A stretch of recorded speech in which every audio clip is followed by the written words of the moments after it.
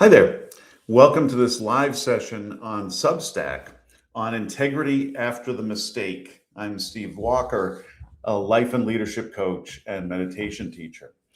Um, so, this is a series of live sessions here on Substack on integrity and leadership. And it feels like we're in a particular moment in our society where integrity feels like it's often lacking in our leaders and even in some of the systems themselves, in our government and in society, in the economy. And so I wanted to have an opportunity and a platform to help us think through some of the ways in which integrity is so vital and that we really need to make sure that we ourselves as leaders in our companies and organizations and families and communities, and nations and humanity as a whole, that we make sure that we're acting and living with integrity and that we expect it from those whom we vote for and turn to and follow, um, in every aspect of our lives. Um, just a quick, for those of you who aren't familiar with my background, just a quick sense of that. Um, I started off as a US diplomat in the Foreign Service with the State Department, straight out of a year in grad school. I was a diplomat in Mexico and in the Soviet Union as it was collapsing, and then a couple of tours in Washington with a year as a fellow at Columbia University in the middle. And then I quit publicly over the genocide in Bosnia in 1993 and went on to help found and lead the Save Bosnia activism campaign. After that, I became a teacher. I taught for 25 years, high school, economics, history, social and emotional intelligence, and eventually ran an innovative lab school that I had been teaching in. And then 3 years ago, I took an early retirement so that I could be a full-time life and leadership coach and meditation teacher. And I've been doing that in the Boston area, but mostly online and globally, for the last 3 years.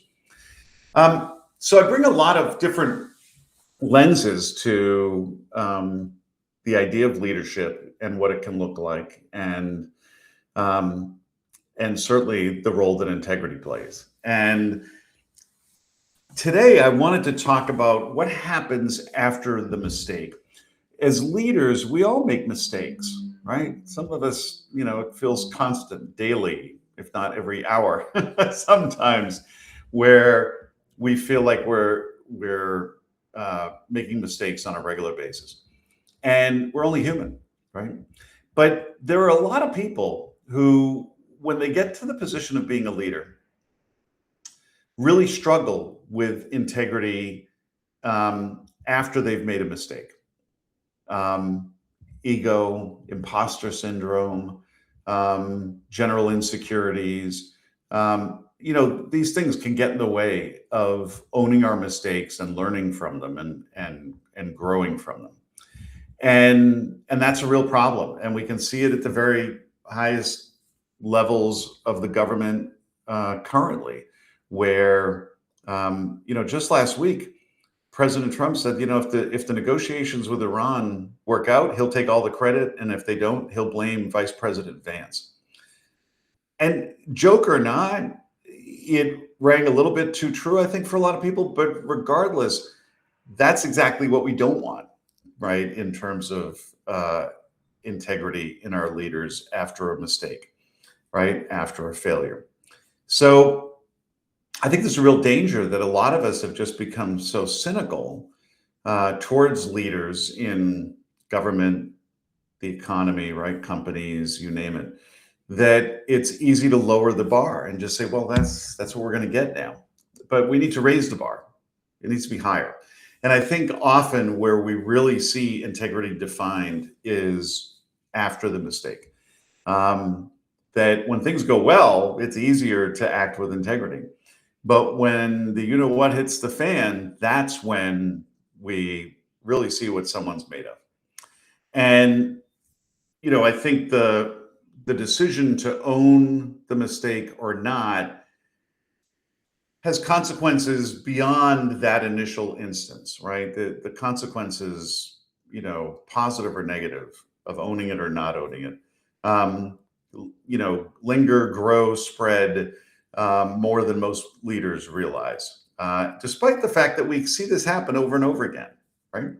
Um, and we can see like two glaring, very public, um, you know, catastrophic on some level mistakes that presidents made, and how they dealt with it differently. The first was John F. Kennedy, who, in 1961 authorized a plan by the CIA that had been hatched under his predecessor, Eisenhower, to try to topple Fidel Castro, the dictator of Cuba at the time, using Cuban emigres, exiles, who had been trained by the United States. And they were going to be supported by US air cover and airstrikes. At the last minute, Kennedy pulled the air cover and airstrikes. He was afraid of provoking conflict with the Soviet Union, and the ripple effects and the consequences on the global stage of looking like an aggressor, and like we were trying to topple a government that we were actually trying to topple. And so he pulled the air cover at the last minute, and as a result, the invasion was an absolute fiasco, and the exiles were killed and captured, and it humiliated the United States. And a lot of times politicians will look for a scapegoat, and there would have been plenty for Kennedy to point to: the CIA, the Eisenhower administration for hatching the plan. Kennedy was just 3 months into office, so he could have tried to deflect, but he didn't. He owned it. He, went on national TV and he took the blame, right? He owned the mistake. And his approval ratings went up, right? Gallup poll after the speech showed that his approval ratings with the American public went up compared to where they were before the invasion, the failed invasion. It showed that the American people may have cared a lot about the failure, but they respected the leader who owned his mistake, right? And who took responsibility. They respected that. They valued the integrity, right? Fast forward a decade or so, and Richard Nixon infamously authorizes the break-in at the Democratic campaign headquarters at the Watergate building in Washington, D.C. And the burglars get caught. Rather than owning it and taking responsibility, Nixon launches a massive cover-up that eventually leads to him resigning in disgrace. And it led to this lesson being learned, in general, in the public, in the media, historians, et cetera, that the cover-up is usually worse than the crime. And yet other politicians have followed the same path, right? Tried to cover up their blunders, their mistakes, their corruption, rather than owning it. And the cover-up is usually what gets them more bad press, more attention, more scrutiny, tarnishes their reputations, zaps them of their power and influence, right? It's happened over and over again. So even though we have this great lesson from Kennedy of owning it and benefiting from owning it, right? It tells more about your character and your integrity, right? The way you handle the aftermath than the failure itself does, right? Because people are going to make mistakes. Leaders are going to make mistakes. But your trust in a leader goes up if they take responsibility, right? And that's true whether it's president of the United States or CEO of a company or the head of your team, right? Down within the middle levels of a company or an organization. Um, and the costs and benefits here of owning it and not owning it are pretty straightforward, and they're going to seem, I think, pretty um, commonsensical, but they're worth reminding ourselves of because, again, in the moment, we often find it more difficult to act with integrity than we would like to think, right? And the way we try to prepare ourselves for future instances where we're going to have to act with integrity and own our mistakes is by reminding ourselves constantly when things are fine of how we want to handle it, visualizing even how we want to handle it in that moment and why, right? Um, so again, the costs and benefits of owning it. Um, yeah, it takes some courage, right? You have to overcome some fear. Um, and there are going to be some people who point the finger and go, "Oh, yeah, look, even he's or she says they're responsible, and they, are going to bring this up and use it against you in the future." Sure, but in general, trust deepens when you own it, right? Because people don't expect perfection, far from it, right? I think a lot of us don't expect anything close to perfection from our leaders, but they do expect honesty and trust and integrity, or want it at least, and value it and respect it, right? Next, you want to model the behavior that you want from the people who work for you or follow you or whom you serve. And from the people around you, right? The people in your inner and outer circles. Um, that's how you actually show. This is almost like an apprentice situation where you've got to model the behavior that you want to see in the people around you.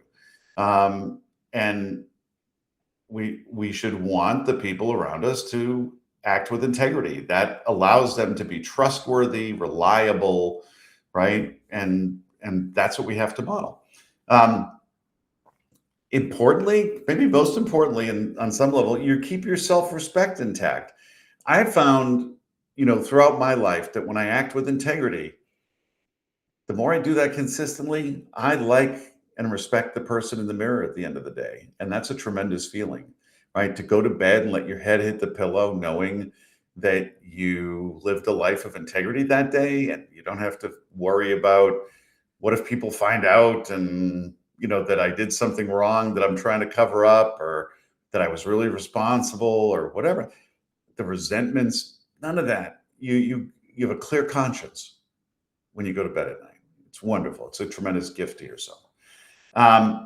You, in a way, close the loop, right? You kind of put, a period on it, that instead of the resentments growing and the distrust growing and the desire for accountability to linger and fester, you have given some sense of closure to the people who are most affected by your mistake, right? Doesn't mean they're going to forgive you. It doesn't mean they're going to forget, whatever, but it gives some sense of closure, which is really important, right? It doesn't keep festering in the same way, right? You give permission to other people to admit their mistakes without fear, right? And you want that. You want people to admit their mistakes, own their mistakes, learn from their mistakes, admit them early so that you can troubleshoot and problem solve and figure out how to make things right, right? You want that level of honesty and integrity in the people who work for you. And so modeling it is exactly what you need to do, right? You give them permission to do that because they're going to make mistakes too, right? But how do you want them to handle it? Model that, right? Um, and then in general, the culture in your organization and your company and the country, your family, wherever it is that you find yourself being a leader, the culture gets safer and more honest, and that creates opportunities for more creativity, more appropriate risk taking, right? Ingenuity, right? New approaches. That's what you want, right? That's a more vibrant situation. And that culture gets established in a powerful way by you owning your mistake, right? Um, on the flip side, if you don't own it, right, you try to deflect and blame other people and come up with excuses, right? Then people tend to not forget the mistake, and they stop trusting you as much, right? Double whammy now, right? They're going to know the mistake anyways. They're still going to remember that and probably be less likely to let it go. And they're not going to trust you as much. You've essentially made a second mistake on top of the first one. Your first one was the mistake itself. The second one is the cover up, the deflection, right? The alibi, the spin that you're putting on the situation, right?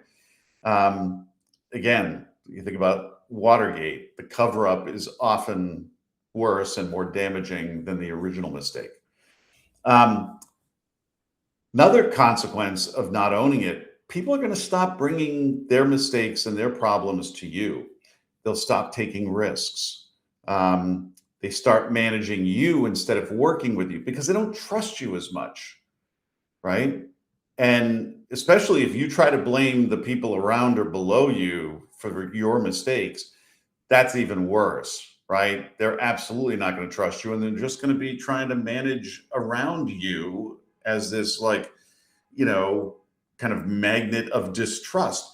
I had that, my first tour in the Foreign Service with a boss who clearly I couldn't trust, right? If I did something well, she wanted to take the credit. If things didn't go well, I was going to get blamed no matter what my actual responsibility was. And so it required managing up, right?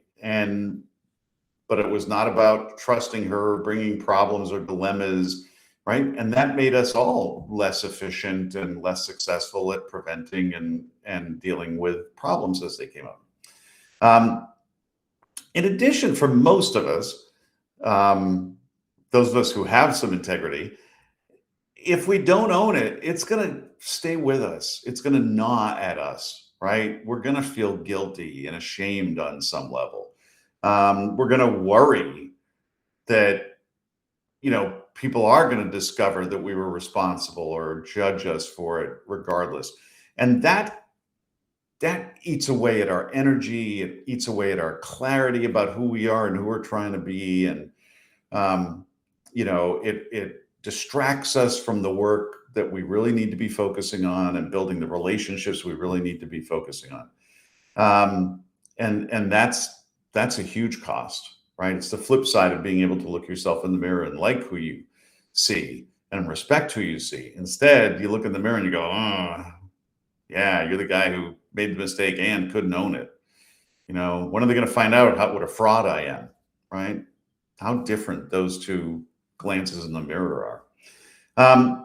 And then, in the end, it really doesn't protect your reputation. People can see. People aren't stupid for the most part, right? People can see that there was a mistake and they can see where the buck stops, right? And they can see who is responsible most of the time, right? At least in part. And if you don't own it, right, they're still going to be waiting to see what you do with it. And then they're going to be disappointed and judge you based on you not owning it, right? And that's pretty huge too, right? This stuff lingers, right? I mean, if you don't own it, that lingers. The flip side is true too. When you do own it, that goodwill and trust can be very lasting, right? Setting a culture of owning your mistakes. That has ripple effects in a positive way and can be lasting and longer term too, right? Because we will remember these things about, oh yeah, when the chips were down and that big mistake happened or a small mistake. Sometimes it's the small ones that really matter, right? For especially the one-on-one relationships or a small team. Sometimes it's the small ones where people go, oh, look at that. Would have been very easy, given it wasn't a big deal, to just deflect or ignore that mistake. Some cases, people might not even have noticed the mistake initially, right? But if you are the one who's saying, "Hey, I screwed up here. I got to own that. I want to make it right. Right? I'm sorry." That's a big deal, and that even the small ones can have a huge benefit in terms of building trust, right? Making deposits in that emotional bank account. Um, uh, I've made plenty of mistakes over the years. One of the ones that I thought might be interesting to share was when I was teaching and COVID hit and we went into fully remote learning, right? And then the next semester, we were in theory hybrid, right? You know, some of the kids coming in on certain days and then staying home on other days and then, the other cohort or cohorts, right, would flip. And I was really confident in myself and the team. I was leading this innovative school at the time. And confident in our ability to go remote and then hybrid because we were all project-based learning anyways, and we had great relationships with the kids and um, we're great about integrating technology into the curriculum and the way kids did work. So I thought we would be pretty seamless. In the beginning, it was pretty seamless. But I got cocky and didn't quite understand, I think, well enough the depths of some of the challenges that some of the kids faced working primarily from home. Because even under hybrid, the reality was we would have a couple of kids in school every day and everybody else was at home, right? So it was really still more remote learning for most people. And and I wanted to make sure that we didn't sacrifice too much the learning because it would have been very easy to just, give kids kind of BS assignments and pass them and if not give them really good grades just because of the circumstances. And we did try to be very compassionate and empathetic and flexible in many ways. So, and I would talk to kids about what we were doing and trying to do and how to make things better. And so in my economics class, I'd had a conversation with one of the kids who was like a student leader. And we kind of developed together, we talked through a little bit, a way of organizing the class and doing the projects and grading them that would not only take into account the remote nature of the learning, but also maybe provide some really appropriate incentives and give some more autonomy to the kids because everybody was dealing with kind of a different situation, right, on how they were handling the remote learning. Anyways, I felt pretty good and excited about the system.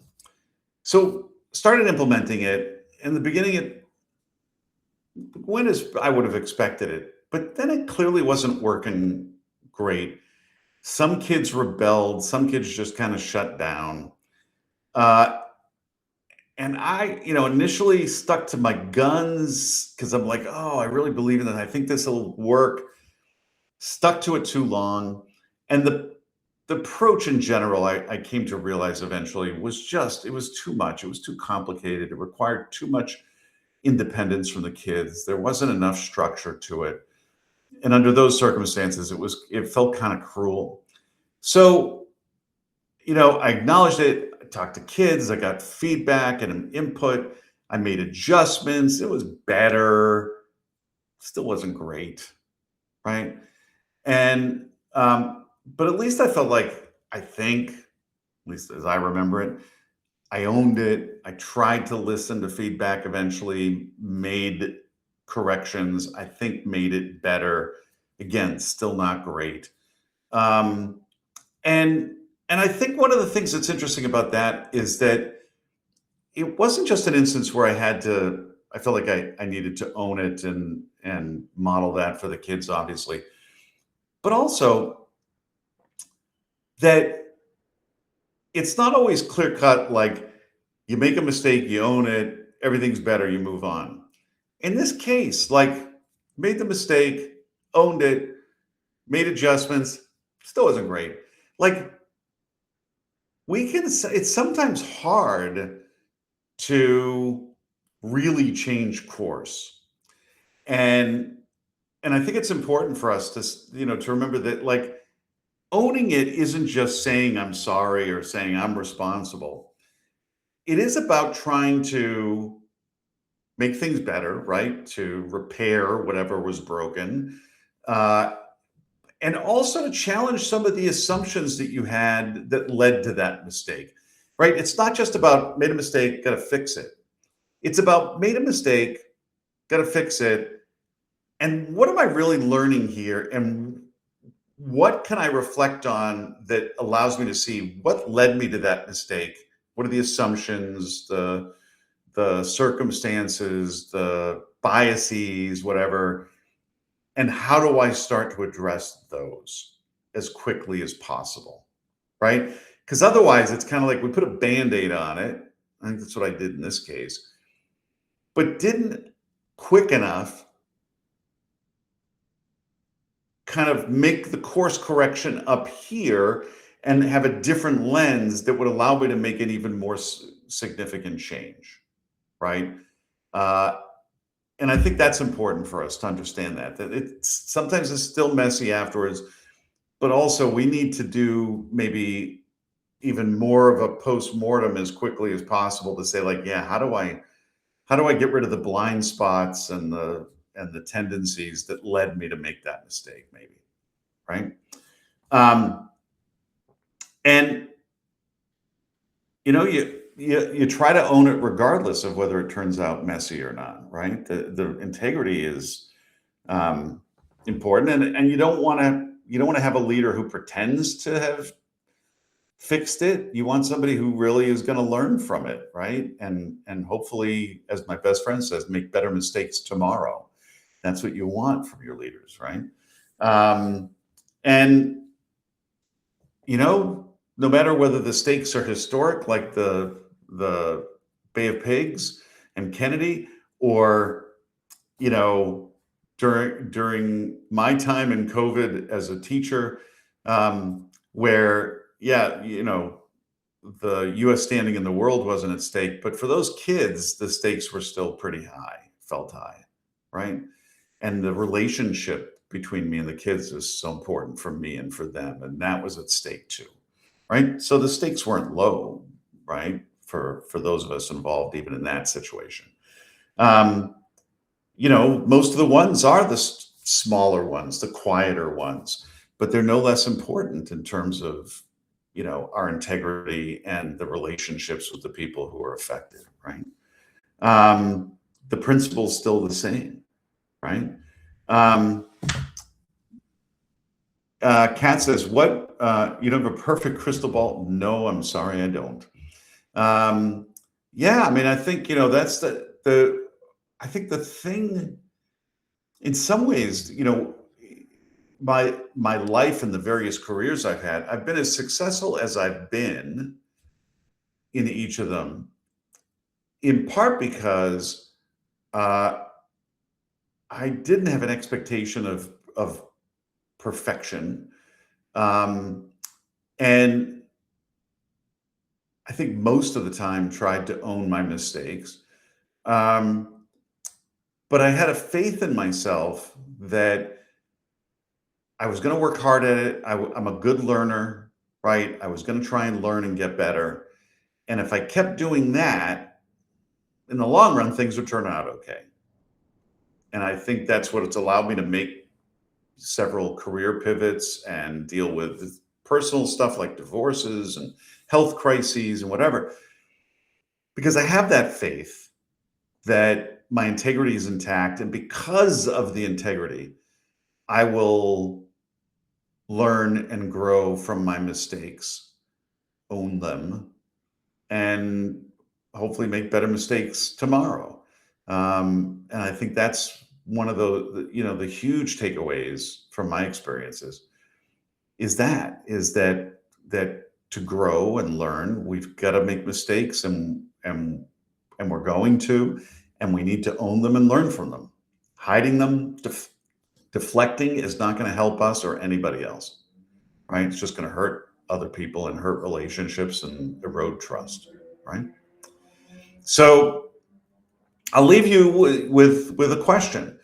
For you, um, you know, what are the areas, what are the types of mistakes that you have the most difficulty owning? Is there one in particular, either right now or in the past, that you either haven't handled or are struggling with handling well? Um, and how do you want to handle those in the future? Right? Um, how do you want to handle those in the future? Right? Um, because I think the more we can visualize these moments, our brains really don't know the difference between visualization and reality. So if you handle it well and it feels good in your visualization, you're more likely to handle it that way when it actually happens, right? Um, Again, you'd like to be able to go to bed at night, like, and respect and admire that person in the mirror, and go to bed with a clean conscience and not worry about being seen as an imposter or being discovered or outed at some point. Um, and and you want to be able to empower others and have a culture where people take risks and come to you with problems and their mistakes and all that, and not feel like they're going to be thrown under a bus or sacrificed. I think people respect the leaders who take responsibility for whatever happens on their watch, right? Um, in Kennedy's case, it was his call to authorize the mission and to withhold the air support. Um, but he could have blamed a bunch of other people, or said, "Yeah, I take responsibility, but some of the blame goes here and here and here." Instead, he owned it all, right? And I think the people working for him came to respect him more because of that too, as well as the voters, right? Anyways, I hope this was helpful, maybe a little thought provoking, at least a good reminder. And I think really important. I think when the chips are down and when we screw up, we've got to own it, right? Um, Thanks for tuning in, whether you're watching this live or on replay. And I do these live conversations on Substack every Thursday at noon Eastern, right? So I hope you tune in next week and continue to read my Substack, and hopefully, if you're interested in exploring how to do some deeper work around leadership, my website is integrityandjoy.com. And I'd love to have a conversation with you about how leadership coaching could help you be a more effective leader. So thanks a lot. Be well.